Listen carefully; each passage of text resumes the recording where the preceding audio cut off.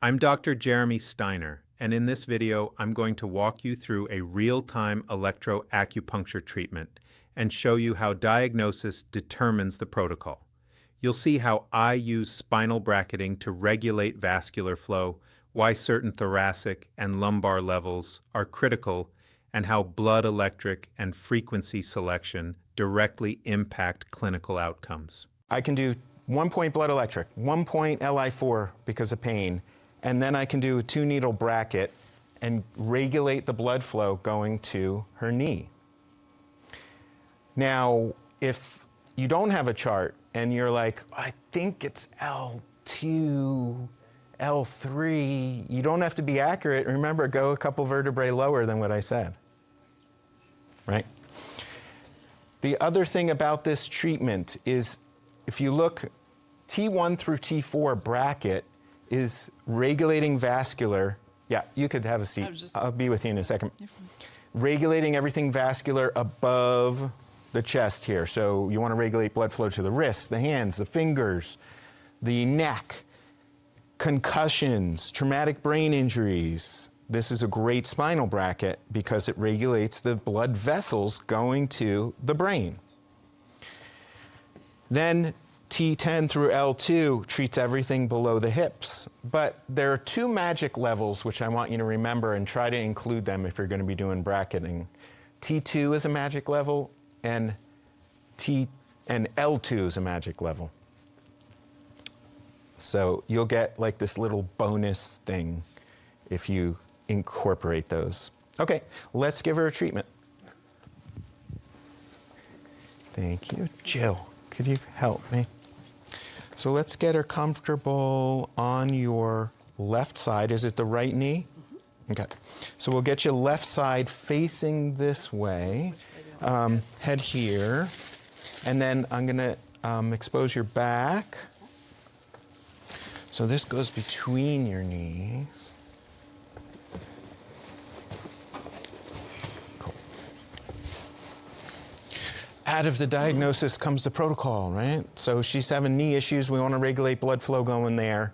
We already know that some spinal nerves from T10 through L2 are the vascular going to the knee, and that's the problem, right?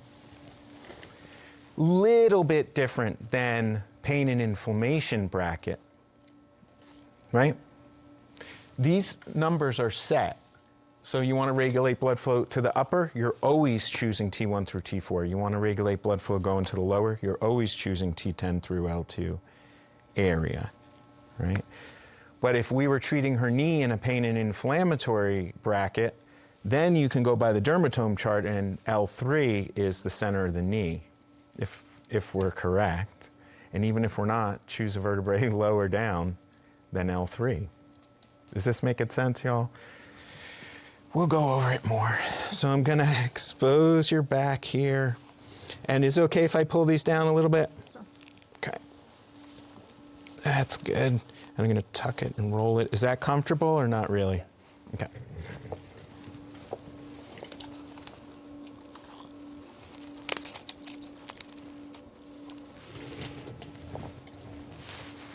Okay, come right on close if you want. Javi, come on close.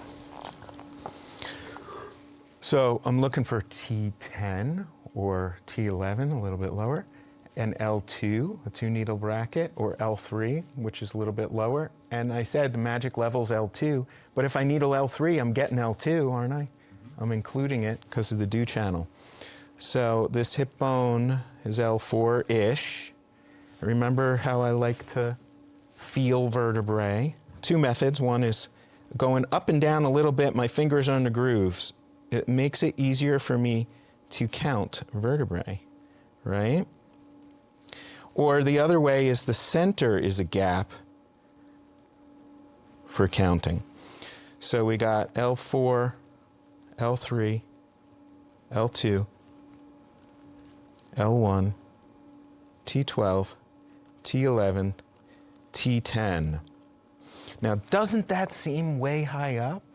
It's not. T10's high up, isn't it? Mm-hmm. Yeah. So what organ is at T10 neural level?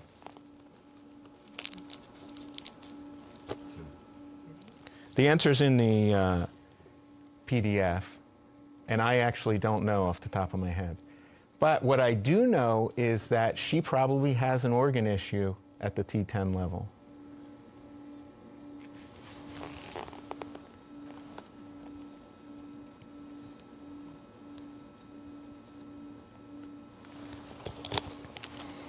Do you see any skin?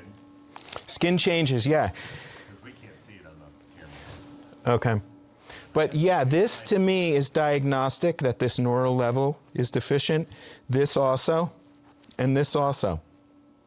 Oh,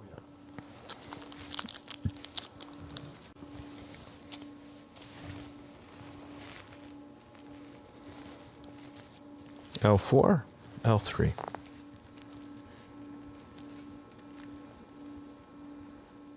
Are these needles hurting you? Yep, there it is. Okay, still hurting? No. Okay. Oh gosh, such hard work, right? There's a vascular bracket.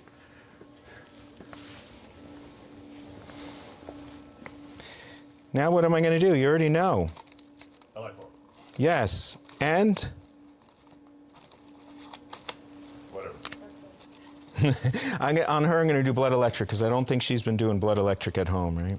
Nobody told her. Okay.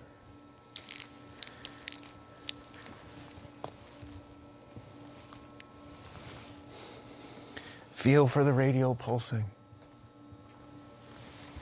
Real airy-fairy style.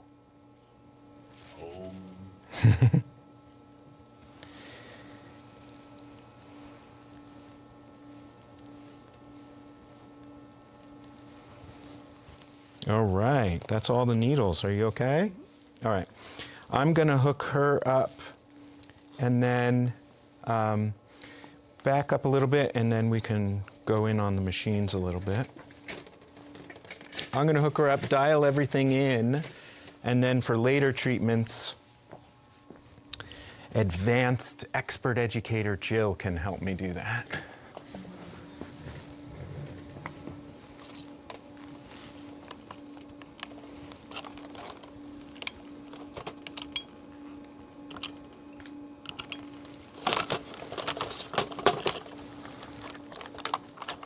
So what frequencies, what two frequencies am I going to choose? Thank you. He shouted out 4.6. Well, I leave one of my machines in 4.6. Is it below 5 hertz for beta endorphins? Yeah. Is it blood electric 4.6? Yeah. Right?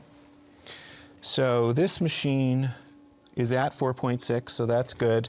Now watch what I do with my leads here. I separate them in space, right? So that one is going to the hand, one is going to the bracket. Does it matter this one or this one? Not really.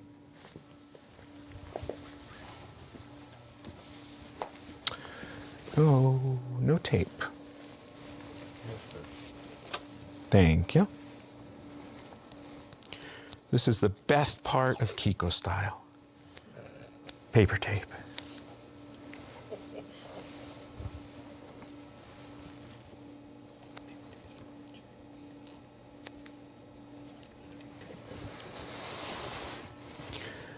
You all with me so far?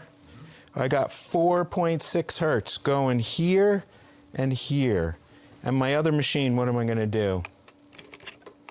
I gave you a hint all yesterday what frequency I like to turn off sympathetic dominance.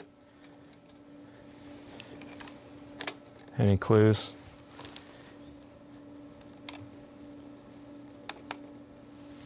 (73 hertz). 73 to 80 hertz. Turns off sympathetic dominance really nicely. It's related to GABA production.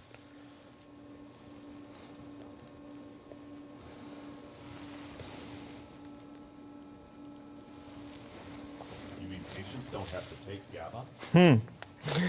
No, and benzodiazepines lead to GABA, and they're like such a wonderful feeling drug, but don't do it because you have to wean yourself off of it. If you stop too quick, it could kill you.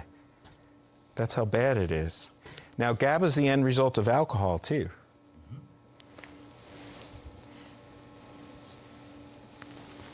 But still, don't do it. No alcohol for y'all.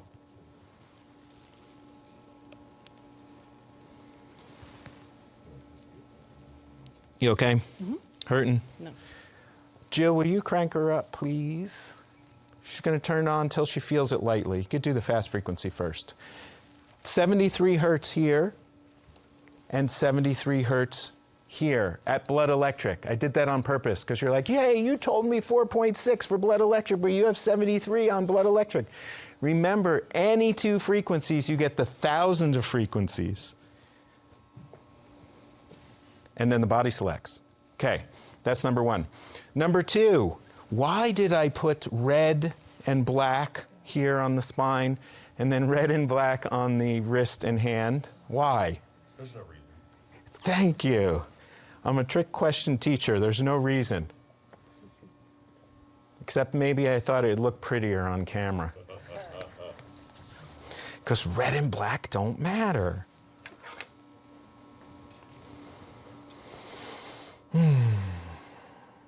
That's vascular regulation. We good on her treatment, y'all?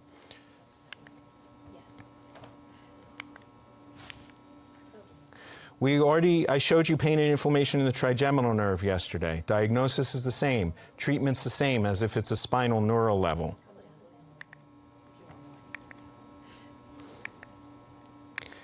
Then these dermatome charts take the diagnosis and make it easy. When we're talking about pain and inflammation, ask the patient, touch the pain. They're like, bam, and then you consult this chart and you're like, T1, there's the diagnosis. Neural level T1 is deficient. I've made a free resource available called Stop Guessing, Master Accurate Diagnoses for Better Patient Outcomes. You can download it using the link provided below and use it as a practical reference to improve diagnostic accuracy and clinical results. And I have slides on internal medicine organs and what level each organ is. But here's a little secret. The dermatome chart still works for organs. For example, patient has belly pain at T10, and I know T10 is spleen organ. This pain is a deficiency in voltage at the T10 neural level. But that T10 neural level also goes to the spleen organ. So now I'm diagnosing from belly pain that they have a spleen organ deficiency. And what do I mean by deficiency? It's deficient in negative charge. So one way of charging it would be T10. One way of charging the spleen organ is T10. Another way of charging the spleen organ is the blood electric, because doesn't a lot of blood go to the spleen and it will offload its negative charge in the spleen? So the blood electric, like I said, if you get nothing else from this weekend, start doing it on your patients. Results just skyrocket. Clinical outcomes skyrocket. And yesterday, Sean showed you how he likes to incorporate his own system with spinal bracketing. The whole point of that was that I know some of you are out there and it brings you joy to practice master tongue, Kiko, trigger point, whatever it is.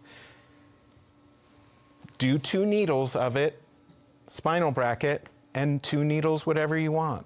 Master tongue, whatever you want. Make sense? It's simple. This bracketing works good with any system.